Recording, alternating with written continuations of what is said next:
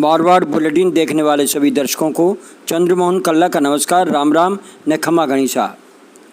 राज्यपाल के विधानसभा सत्र बुलाने के बाद मुख्यमंत्री अशोक गहलोत की सरकार पर लटकी राष्ट्रपति शासन की तलवार से तो राजस्थान सरकार बच गई है, लेकिन कभी सीपी जोशी तो कभी प्रदेशाध्यक्ष बने गोविंद सिंह डोटासरा को बधाई देने की राजनीति कर रहे सचिन पायलट पर सभी की नज़रें टिकी हुई है कि अब वे क्या राजनीति कदम उठाते हैं। राजनीति की चालों से वाकिफ़ अनुभवियों का कहना है कि अब जो हालात हैं उसमें सचिन के पास ज़्यादा विकल्प बचे ही नहीं हैं। विश्वास मत जैसा एजेंडा विधानसभा सत्र में नहीं होने से गहलोत के लिए राहें अब आसान है। सदन में 5-6 विधेयक अशोक गहलोत सरकार को लाने हैं और वे ला कर के रहेगी, इसलिए उन्होंने अपने सभी विधायकों को व्हिप जारी कर दी है।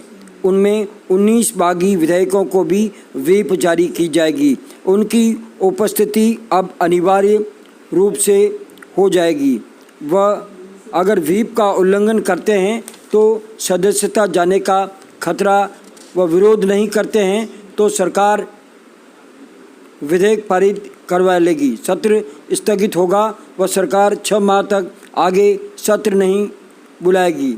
यही कारण है कि अब असली अग्नि परीक्षा सचिन पायलट व उनके 18 साथियों की होनी है। इसके चलते वे बगावत छोड़ फिलहाल समझौता कर ले, दूसरा विकल्प उनके पास कोई बचा भी नहीं है।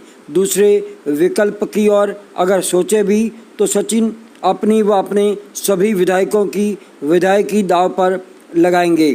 भाजपा में जाने का वे सभी इनकार कर चुके हैं, तो बागी तेवर उनके लिए अब आसान नहीं होंगे। ऐसे में पायलट गुट के सभी रास्ते अशोक गहलोत की चाणक्य नीति ने बंद कर दिए हैं। तो गहलोत का ये कहना कि पार्टी में आना है तो राष्ट्रीय अध्यक्ष सोनिया गांधी के सामने जाकर के माफ़ी मांगनी होगी, यही उनके लिए सर्वश्रेष्ठ विकल्प बचा है। इस पर सचिन पायलट अगले 1 या 2 दिन में क्या कदम उठाते हैं, ये ही निर्णायक लड़ाई सिद्ध होगी राजस्थान की इस राजनीति में। विधानसभा अध्यक्ष सीपी जोशी और मुख्यमंत्री अशोक गहलोत के पुत्र व राजस्थान क्रिकेट एसोसिएशन के चेयरमैन वैभव गहलोत के बीच हुई बातचीत का एक वीडियो वायरल हुआ है। वैभव बुधवार को पूर्व आरसीए चेयरमैन सीपी जोशी को जन्मदिन की बधाई देने पहुंचे थे। उस समय राजस्थान की राजनीति पर दोनों नेताओं में जमकर चर्चा हुई थी, जिसका एक वीडियो भी वायरल हो गया, जिसमें सीपी जोशी वैभव को बता रहे हैं कि मामला अब बहुत टफ है और बहुत ही टफ होने वाला है। 30 विधायक अगर निकल जाते तो आप कुछ नहीं कर सकते थे, केवल हल्ला कर सकते थे, वो सरकार गिरा देते। दोनों नेताओं में राजस्थान की राजनीति पर खुलकर चर्चा हुई है। अगर 30 विधायक निकलते तो 200 की बजाय 170 विधायक रहते। बहुमत के लिए 86 विधायक होते। कांग्रेस के पास तब 76 व भाजपा के सहयोगियों के साथ में उसके पास 75 विधायक होते, तो एक विधायक ही ज़्यादा होता। ऐसे में पूरा दारोमदार निर्दलीय विधायकों पर होता और भारतीय जनता पार्टी उन्हें आसानी से घेर लेती। ज्ञात रहे कि वैभव हमेशा सीपी जोशी के लाडले रहे हैं। जोशी ने अपनी कुर्सी छोड़कर आरसीए पर वैभव को बैठाया है। प्रदेश की राजनीति में एक अवसर ऐसा आया था कि सीपी जोशी सीएम बनने वाले थे, लेकिन अशोक गहलोत बना दिए गए। लेकिन अभी भी जोशी को गहलोत गुट का ही माना जाता है। ये वीडियो कैसे बना और कैसे वायरल हुआ, ये सोच का विषय है कांग्रेस के लिए सबसे बड़ा कि सीपी जोशी और वैभव गहलोत का वीडियो वायरल कैसे हो गया। जोधपुर में फैल रहे कोरोना को लेकर लॉकडाउन की अफवाहों पर जिला कलेक्टर जोधपुर ने विराम लगा दिया है। जिला कलेक्टर इंद्रजीत सिंह ने मीडिया के सामने पेश होकर कहा है कि फिलहाल किसी तरह का कोई लॉकडाउन नहीं लगाने जा रहे हैं। जोधपुर में कोरोना पिछले 23 दिन में 15 शतक लगा चुका है, जिसमें 4 शतक तो दोहरे व एक 13 शतक भी शामिल है। कोरोना के 63 मरीज गुरुवार को भी पाए गए हैं। राजस्थान हाईकोर्ट ने बसपा के 6 विधायकों व विधानसभा अध्यक्ष सीपी जोशी को नोटिस भेजा है। इसके साथ ही राजस्थान की राजनीतिक सुइयां नए मोड़ की ओर बढ़ती नजर आ रही है।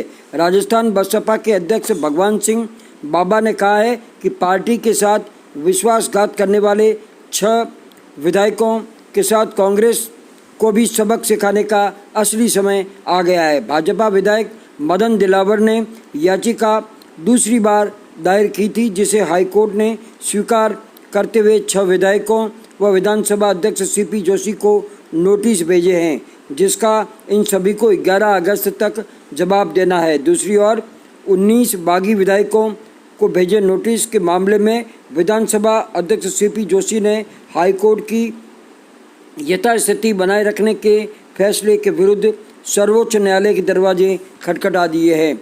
इधर बसपा ने विधानसभा अध्यक्ष सीपी जोशी के सामने अपने 6 विधायकों की सदस्यता समाप्त करने की याचिका पेश कर दी है। संभवतः सीपी जोशी को इस पर अगले 2 या 3 दिन में निर्णय लेकर के वापस बताना होगा।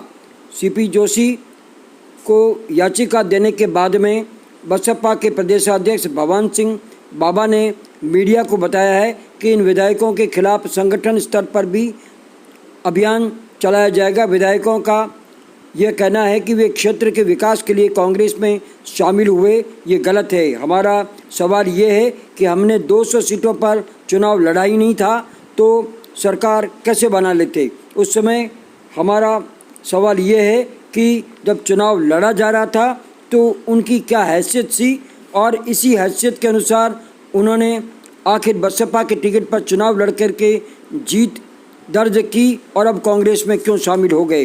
राज्यपाल कलराज मिश्र ने 14 अगस्त को सदन बुलाने की स्वीकृति के बाद मुख्यमंत्री अशोक गहलोत ने सभी विधायकों से कहा है कि वे 14 अगस्त तक होटल में ही ठहरेंगे। मंत्रिमंडल अपने कामकाज से निपटाने के लिए सचिवालय जाकर वापस होटल में आएंगे। स्वयं मुख्यमंत्री अशोक गहलोत भी होटल में ही रहेंगे।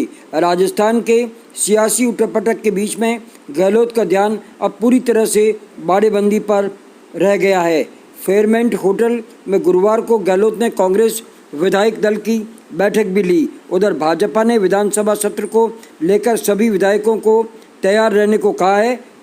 प्रदेश भाजपा अध्यक्ष सतीश पूनिया ने अविश्वास प्रस्ताव को लेकर इतना ही कहा है कि स्थिति के अनुसार हम कदम उठाएंगे, लेकिन कांग्रेस आखिर बाड़ेबंदी से कब बाहर आएगी और राजस्थान की कब सेवा करेगी। भाई और बहन के पवित्र त्यौहार रक्षाबंधन से बाजार सज गए हैं, लेकिन इस बार रक्षाबंधन पर कोरोना का असर देखने को मिलेगा। समाज सेवियों ने बहनों को घर कर ही मिठाई बनाकर भाई को खिलाने की अपील जारी की है और राखियों को भी सैनिटाइज्ड करके ही पहनने की अपील भी की है।